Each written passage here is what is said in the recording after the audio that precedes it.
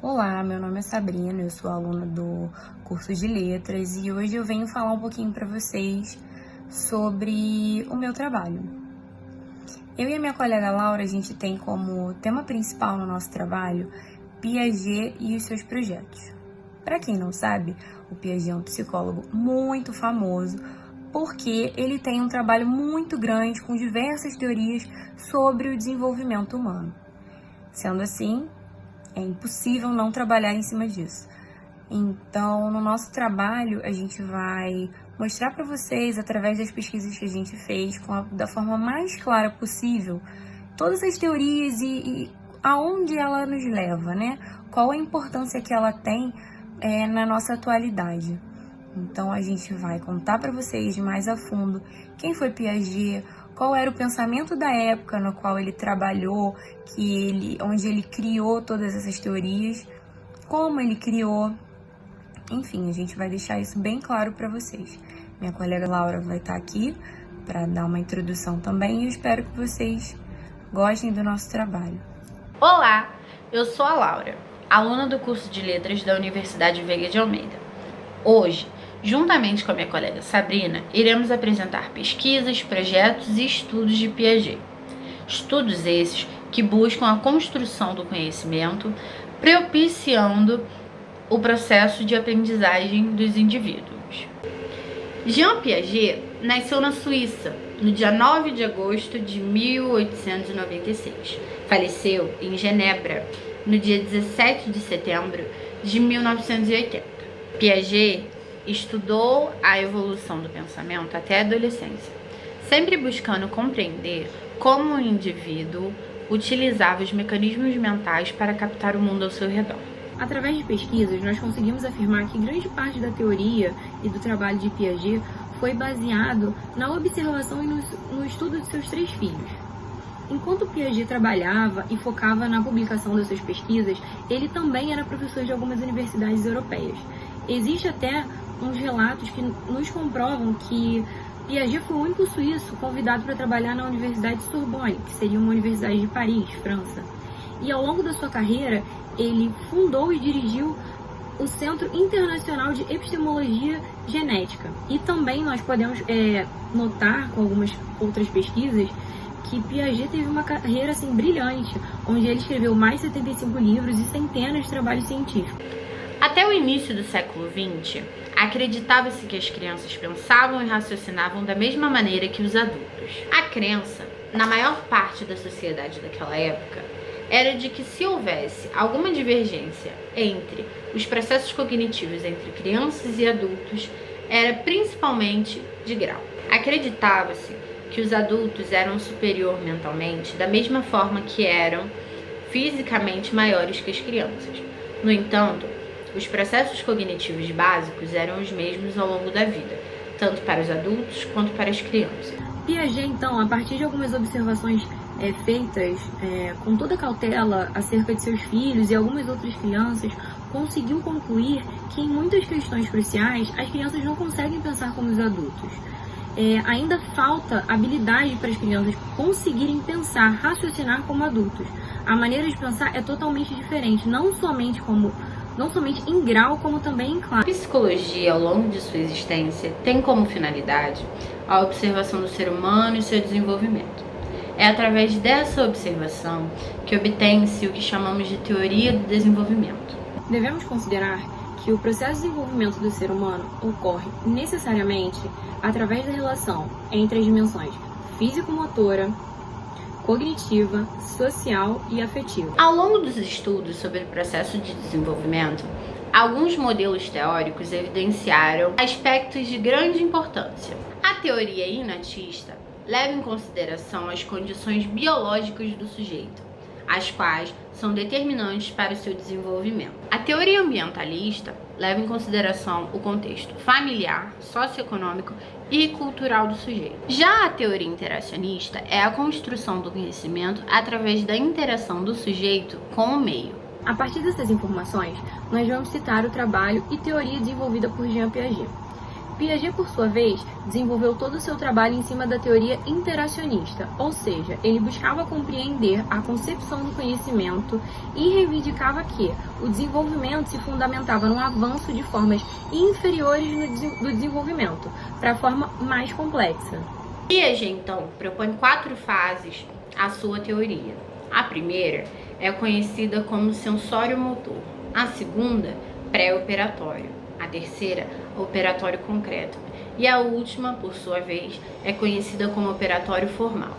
A primeira fase é conhecida como período sensório-motor, fase essa onde a criança de 0 a 2 anos interage com o mundo a partir do esquema inato. O processo de desenvolvimento nessa fase se dá através de experiências sensoriais e motoras. Vamos falar agora sobre a fase pré-operatória. Fase esta, onde a criança de 2 a 6 anos, de acordo com Piaget, adquire a linguagem. É importante ressaltar que nesta fase pré-operatória existem 2 divisões. A divisão pré-conceitual, que vai dos 2 aos 4 anos, e o pensamento intuitivo, que vai dos 4 aos 6 anos. A terceira fase se chama fase operatório concreto. Ela ocorre dos 7 aos 12 anos. Nesse momento, existe o processo de desenvolvimento do pensamento lógico e concreto do ser humano. Dentro dessa fase, ainda podemos encontrar o processo de construção de regras e estratégias para uma melhor compreensão do mundo. Ou seja, isso significa que existe um manejo mental para melhor entender os conceitos do mundo. Mesmo assim, ainda existe a dificuldade por parte de alguns seres humanos da compreensão de conceitos abstratos.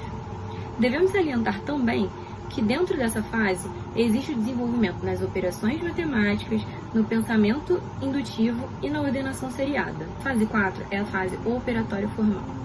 Nessa fase, que ocorre a partir dos 12 anos, nós vamos notar o surgimento das representações abstratas e a compreensão de conceitos abstratos.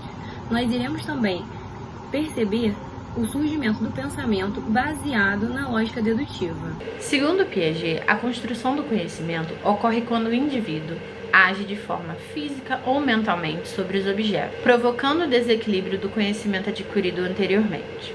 Esse desequilíbrio deve ser resolvido por meio de um processo de assimilação e acomodação do novo conhecimento. Dessa forma, o equilíbrio é restabelecido para que posteriormente outro desequilíbrio seja formado. A partir disso, nós podemos pontuar alguns conceitos. Vamos começar então com o conceito de assimilação. A assimilação seria um processo cognitivo de colocar novos conhecimentos em esquemas já existentes. Ou seja, é uma incorporação de elementos do meio externo a um esquema ou estrutura do sujeito. Esse processo é um processo que capta o ambiente e organiza, ou seja, ele possibilita a ampliação de esquemas já existentes. O segundo conceito seria o conceito de acomodação. Nesse conceito, ele é a modificação de um esquema ou de uma estrutura em função de particularidades do conhecimento ou do objeto novo que vai ser assimilado. O indivíduo, nesse conceito, pode criar um novo esquema que absorva o novo conhecimento e poderá também adaptar um esquema já existente para que o novo conhecimento possa ser incluído nele. O terceiro conceito seria o conceito de equilibração. Esse conceito é um processo que se dá quando se passa de uma situação de menor equilíbrio, que seria durante a assimilação, para uma situação de maior equilíbrio, que seria durante a acomodação. Piaget, em seu livro Problemas de Psicologia Genética, afirma que o ideal da educação não é aprender ao máximo, e sim aprender a aprender. Embora a teoria de Piaget propicie respostas pedagógicas, ele nunca se preocupou em como fazer isso ou em como ensinar. Por isso, a gente não pode falar em nenhum tipo de técnica ou metodologia piagetiana ou construtivista. Ele também não se dedicou em nenhuma relação sujeito versus sujeito, nem a interação mediada pelo outro, isso é, pela linguagem. Esse enfoque, por sua vez, foi feito por Vygotsky. Ele estudou profundamente a função social da língua. Iremos discutir agora a teoria do desenvolvimento cognitivo, segundo Jean Piaget. Essa é uma teoria considerada de etapas, a qual pressupõe que os seres humanos passem por uma série de mudanças ordenadas e previsíveis. Dito isso, iremos conceituar alguns pressupostos básicos dessa teoria. Vamos começar com interacionismo. O interacionismo é a concepção interacionista de desenvolvimento. Ela se apoia na ideia de interação entre organismos e meio, e vê a aquisição de conhecimento como um processo construído pelo indivíduo durante toda a sua vida. Dito isto, vamos então mostrar a versão de Piaget sobre o interacionismo. Para Piaget, a criança é ativa e age espontaneamente no meio. Ela é estruturalmente diferente do adulto, mas funcionalmente igual. Isso significa que as suas estruturas mentais são próprias ao seu nível de desenvolvimento, que é marcado por estágios. É pelo contato com o mundo que seus conhecimentos são construídos. Piaget dedicou-se durante anos à investigação e compreensão do desenvolvimento cognitivo, e a sua teoria ficou conhecida como o construtivismo. Uma vez, Vygotsky valoriza a mesma ação e interação de Piaget, porém a situa em um contexto sócio-histórico e cultural. Para ele, é pela relação com os mais experientes e pela força da linguagem que o sujeito se apropria ativamente do conhecimento social e cultural do meio em que está inserido. Para Vygotsky, as influências e mudanças são recíprocas ao sujeito e ao meio onde se encontra. Agora, iremos conceituar a ideia de construtivismo sequencial. Essa é uma teoria sobre a origem do conhecimento, que considera que a criança passa por alguns estágios para que possa adquirir e construir o conhecimento. A ideia de construtivismo sequencial tem como objeto de estudo da alfabetização até a língua escrita. Piaget, o criador da teoria construtivista, considera 4 fatores como essenciais para o desenvolvimento cognitivo da criança. Temos como primeiro fator o biológico. Ele é relacionado ao crescimento orgânico e à maturação do sistema nervoso. O segundo fator seria de experiências e de exercícios. É obtido na ação da criança sobre os objetos. O terceiro fator são as interações sociais. Elas se desenvolvem por meio de linguagem e da educação. Quarto e último fator é o fator de equilíbrio das ações. Ele é relacionado à adaptação ao meio e às situações. Vamos agora discutir sobre os fatores que interferem no desenvolvimento. Sabemos que a criança é concebida como um ser dinâmico, que a todo momento interage com a realidade, operando ativamente com objetos e pessoas. Essa interação com o ambiente faz com que construa estruturas mentais e adquira maneiras de fazê-las funcionar. O eixo, portanto, é a interação organismo versus meio. E essa interação acontece através de 2 processos simultâneos, a organização interna e a adaptação ao meio. São funções exercidas pelo nosso organismo ao longo da vida. A adaptação, definida por Piaget como o próprio desenvolvimento da inteligência, ocorre através da assimilação e acomodação. Os esquemas de assimilação vão se modificando, configurando aos estágios de desenvolvimento. Considera ainda que o processo de desenvolvimento é influenciado por fatores como: primeiro, a maturação, crescimento biológico dos órgãos. Exercitação, é o funcionamento dos esquemas e órgãos que implica na formação de hábitos. Terceiro, aprendizagem social, que é a aquisição de valores, linguagens, costumes e padrões culturais e sociais. Por último, equilibração. É o processo de autorregulação interna do organismo, que se constitui na busca sucessiva de reequilíbrio após cada desequilíbrio sofrido. A educação na visão piagetiana. Com base nos pressupostos de Piaget, a educação deve possibilitar à criança um desenvolvimento amplo e dinâmico, desde o período sensório-motor até o operatório abstrato. A escola deve partir dos esquemas de assimilação da criança, propondo atividades desafiadoras que provoquem desequilíbrios e reequilibrações sucessivos, promovendo assim a descoberta e a construção do conhecimento. Para construir esse conhecimento, as concepções infantis combinam-se às informações advindas do meio, como resultado de uma interação, na qual o sujeito é sempre um elemento ativo que procura compreender o mundo que o cerca e que busca resolver as interrogações que o mesmo provoca. É aquele que aprende basicamente através de suas próprias ações sobre os objetos do mundo e que constrói suas próprias categorias de pensamento ao mesmo tempo que os organiza. Não é um sujeito que espera que alguém que possui um conhecimento prévio o transmita a ele por um ato de bondade. Vamos esclarecer um pouco mais. Quando se fala em sujeito ativo, não estamos falando de alguém que faz muitas coisas, nem mesmo alguém que tem uma atividade observável. Sujeito ativo, de que falamos, é aquele que compara, exclui, ordena, categoriza, classifica, reformula, comprova e formula hipóteses em uma ação interiorizada ou em uma ação efetiva. Alguém que esteja realizando algo materialmente, porém seguindo um modelo dado por outro para ser copiado, não é habitualmente um sujeito intelectualmente ativo. Devemos lembrar que Piaget não propõe um método de ensino, mas, pelo contrário, elabora uma teoria do conhecimento e desenvolve muitas investigações cujos resultados são utilizados por psicólogos e pedagogos.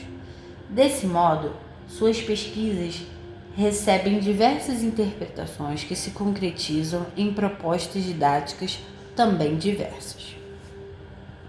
Agora, através de tópicos, vamos abordar as implicações do pensamento piagetiano na aprendizagem. Primeiro tópico: os objetivos pedagógicos necessitam estar centrados no aluno, partir das atividades do aluno. Segundo, os conteúdos não são concebidos como fins em si, mas como instrumentos que servem ao desenvolvimento evolutivo natural. Terceiro, primazia de um método que leve ao descobrimento por parte do aluno, ao invés de receber passivamente através do professor. Agora vamos falar um pouco sobre a aprendizagem. A aprendizagem é um processo construído internamente. Depende do nível de desenvolvimento do sujeito. É um processo de reorganização cognitiva. Os conflitos cognitivos são importantes para o desenvolvimento da aprendizagem e a interação social a favorece. As experiências de aprendizagem necessitam estruturar-se de modo a privilegiarem a colaboração e a cooperação e intercâmbio de pontos de vista na busca conjunta do conhecimento. Piaget não aponta respostas sobre o que e como ensinar, mas permite compreender como a criança e o adolescente aprendem, fornecendo um referencial para a identificação de possibilidades e limitações de crianças e adolescentes. Desta maneira, oferece ao professor uma atitude de respeito às condições intelectuais do aluno e um modo de interpretar suas condutas verbais e não verbais para poder trabalhar melhor com elas. Gente, vocês vão reparar ao longo do vídeo que a gente vai estar citando o Vygotsky. Para quem não sabe, ele também era um psicólogo super importante nessa questão do desenvolvimento intelectual da criança. Algumas diferenças entre Piaget e Vygotsky. Um dos pontos divergentes entre Piaget e Vygotsky parece estar basicamente centrado na concepção de desenvolvimento. A teoria piagetiana considera-o em sua forma retrospectiva, isto é, o nível mental atingido determina o que o sujeito é capaz de fazer. Já a teoria vygotskiana considera-o na dimensão prospectiva, ou seja, enfatiza que o processo em formação pode ser concluído através da ajuda oferecida ao sujeito na realização de uma tarefa. Enquanto Piaget não aceita em suas provas ajudas externas, por considerá-las inviáveis para detectar e possibilitar a evolução mental do sujeito, Vygotsky não só as aceita, como as considera fundamentais para o processo evolutivo. Se em Piaget deve-se levar em conta o desenvolvimento como limite para adequar o tipo de conteúdo de ensino a um nível evolutivo do aluno, Em Vygotsky, o que tem que ser estabelecido é uma sequência que permita o processo de forma adequada, impulsionando ao aluno de novas aquisições, sem esperar a maduração mecânica e com isso evitando que possa pressupor dificuldades para prosperar por não gerar um desequilíbrio adequado. É desta concepção que Vygotsky afirma que a aprendizagem vai à frente do desenvolvimento. Assim, para Vygotsky, as potencialidades do indivíduo devem ser levadas em conta durante o processo de ensino-aprendizagem. Isto porque, a partir do contato com uma pessoa mais experiente e com o quadro histórico-cultural, as potencialidades do aprendiz são transformadas em situações que ativam nele esquemas processuais, cognitivos ou comportamentais. Como para ele a aprendizagem impulsiona o desenvolvimento, a escola tem um papel essencial na construção desse ser. Ela deveria dirigir o ensino não para etapas intelectuais já alcançadas, mas sim para etapas ainda não alcançadas pelos alunos, funcionando como incentivadora de novas conquistas do desenvolvimento potencial do aluno. Ou seja, depois dessas explicações, acho que fica claro para todo mundo por que a gente não pode falar de Piaget sem citar Vygotsky.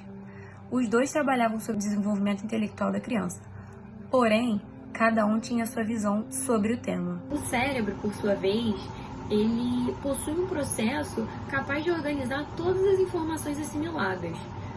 O processo de integração sensorial organiza todas as sensações do próprio corpo e do ambiente, de forma a ser possível o uso eficiente de todo esse conteúdo assimilado. Dessa forma, através desse processo, o ser humano consegue oferecer algumas respostas que já estejam de acordo com as suas capacidades e com o meio. Isso leva a um melhor desempenho de uma criança durante o seu processo de aprendizagem. A partir dos conceitos citados, podemos definir então que a integração sensorial é uma habilidade inata capaz de organizar e interpretar sensações e também responder apropriadamente ao ambiente. Dessa forma, o processo é capaz de auxiliar nas atividades e ocupações desempenhadas no dia a dia, promovendo o desenvolvimento do ser humano. Com essa pesquisa, procuramos trazer não somente definições e conceitos, mas reflexões sobre a importância de conhecermos a abordagem da integração sensorial, que tem como principal finalidade propiciar ao educador condições de organizar o ambiente escolar com atividades sensoriais que favoreçam respostas mais adequadas de seus alunos, usando os estudos de Piaget como base. A integração sensorial. A abordagem de integração sensorial foi desenvolvida a partir do funcionamento do Sistema Nervoso Central, ou SNC, e da forma como recebe e organiza a variedade de informações sensoriais provenientes do meio. Baseada em conceitos de neurodesenvolvimento e neuropsicologia, a abordagem procura explicar a relação entre a habilidade do SNC em organizar e processar os estímulos recebidos do meio pelos receptores sensoriais e os comportamentos motores, cognitivos e emocionais emitidos em respostas à situação geradora. O processamento das informações. Quando o processamento das informações ocorre de maneira harmoniosa, o comportamento emitido é adequado ao contexto e a aprendizagem ocorre sem intercorrências. É importante ressaltar que a abordagem de integração sensorial é executada principalmente no período sensório-motor da criança, que vai de 0 a 2 anos de idade, fase a qual a criança experiencia o mundo a partir do esquema inato. Transtorno de processamento sensorial, ou TPS, refere-se a quando ocorre essa desorganização e o processamento sensorial acontece de forma inadequada. Integração sensorial é o processo neurológico pelo qual o sistema nervoso central coordena o impulso vindo de receptores sensoriais através do corpo, associa-o com as memórias de experiências anteriores e produz um comportamento, uma resposta adaptativa às situações diárias. A aprendizagem. Toda aprendizagem depende da habilidade de receber essas informações sensoriais do meio e do próprio corpo, de processá-las, de integrá-las ao SNC e de usá-las para planejar e organizar o comportamento, produzindo uma resposta adequada às necessidades do desenvolvimento. O tratamento do transtorno de processamento sensorial. A maior parte da atividade nos primeiros 7 anos de vida é um processo de organizar as sensações no sistema nervoso. 4 principais fases do desenvolvimento. A primeira fase corresponde aos primeiros 2 anos de vida. É neste estágio sensório-motor de aprendizagem que a criança aprende principalmente por meio de estímulos sensoriais. Segunda fase corresponde ao período de desenvolvimento entre 2 e 5 anos. Neste estágio, a criança aprende conceitos pela imitação e experimentação ativa. Terceira fase corresponde ao período dos 5 aos 7 anos. Neste estágio, a integração social torna-se facilitadora da aprendizagem, através da melhoria do planejamento motor. Quarta fase corresponde ao período a partir dos 7 anos. Nesta fase, os jogos, as regras e as repetições promovem a aprendizagem. Inúmeras pesquisas sobre os trabalhos produzidos por Piaget e suas teorias, podemos perceber que todas elas de alguma forma conversam entre si. As teorias apresentadas são capazes de nos mostrar o desenrolar do desenvolvimento do ser humano em âmbitos considerados importantes quando falamos de sala de aula.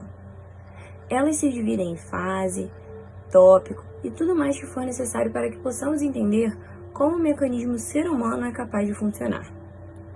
O cientista e também psicólogo revolucionou o modo que encaramos a educação das crianças, ao nos mostrar que elas não pensam como os adultos, mas ainda assim são capazes de construir o seu próprio aprendizado. Para nós, alunos de letras e possíveis educadores, essas teorias se fazem importantes quando aplicamos nosso trabalho na prática.